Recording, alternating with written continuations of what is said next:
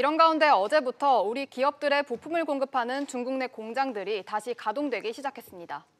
제조업은 이렇게 일단 한숨 돌렸지만 여행업계는 줄도산 위기설까지 나오고 있습니다. 관련 내용 취재기자와 역시 함께 짚어보겠습니다. 오수영 기자 나와 있습니다. 자, 오 기자. 네. 먼저 중국 내 공장들이 다시 문을 열고 있다 이런 소식이 일단은 전해졌는데 첫날 분위기는 좀 어떻습니까? 네, 공장들이 일단 다시 돌아가고는 있지만 아직까지는 불안합니다. 이동 제한 조치 등으로 직원들의 직장으로의 복귀가 아직 제한을 받고 있는 경우가 있고요. 또 우한과 그 주변 지역처럼 공장들의 재가동 자체가 어렵기도 합니다. 우리 기업들의 중국 내 일부 공장들은 중국 지방정부의 지침에 따라 재가동의 시작 시점이 최대 일주일까지 늦춰지기도 했습니다. TV를 만드는 삼성전자 텐진 공장과 에어컨을 생산하는 LG전자의 텐진 공장, 그리고 LCD 소재를 만드는 항저우 LG전자 공장 등의 조업 재개 시점이 연기됐습니다. 다만 우리 완성차 업체들에는 희소식이 있었는데요. 자동차 생산의 핵심적인 부품인 와이어링 하니스를 우리 기업들에게 공급하는 중국 현지 부품 공장 40여 곳 중에서 37곳이 어제 제한적이나마 재가동을 시작했습니다. 네, 그럼 우리 완성차 업체들이 이제 다시 공장을 돌릴 수 있게 된 건가요? 네, 여전히 불안한 상황이긴 하지만 일단은 그렇습니다. 자동차에서 혈관과 같은 기능을 하는 부품이죠. 와이어링 하니스를 항공과 해상 등을 통해서 다시 국내로 들여오기 시작했습니다. 현대자동차 울산 2공장 등이 오늘부터 생산을 재개하는데요. GV80와 팰리세이드, 산타페, 또 투싼 등 주력 인기 차량을 만드는 공장입니다. 네, 그런데 여전히 불안하다는 이유는 무엇일까요?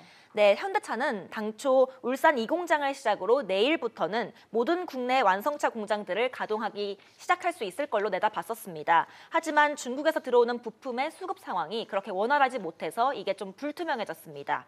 초저상 버스나 솔라티 등을 만드는 생산 라인은 오는 27일까지 휴업하는 방안도 논의되고 있습니다.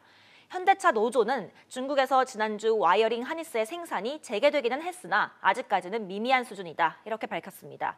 사측도 역시 협력업체의 중국 공장 노동자들이 100% 출근을 하지는 아직 못하고 있어서 계획한 만큼 부품 수급이 원활하게 이뤄질지는 좀 확신할 수 없는 분위기다 이렇게 전하기도 했습니다. 네, 알겠습니다. 이 여행업계 이야기를 안 할 수가 없을 것 같은데 이 업계 상황이 어느 정도나 됩니까? 네, 우려했던 것보다 상황이 더 심각합니다. 여행업계 1위인 하나투어와 2위인 모두투어가 자본금 300억 원을 함께 출자해서 지난 2011년부터 함께 운영해왔던 호텔앤에이닷컴이라는 회사가 있는데요. 이 회사가 청산 절차에 들어갔습니다.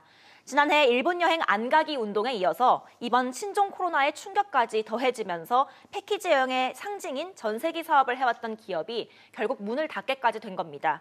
중소여행사들은 이미 4곳이나 문을 닫았고요. 중국 여행을 취소한 사람들이 지난 3주 동안에만 모두 7만 4천여 명이었는데요. 이에 따른 피해액 규모는 총 376억 원에 달했습니다. 네, 다른 여행사들은 어떻게 대응하고 있나요?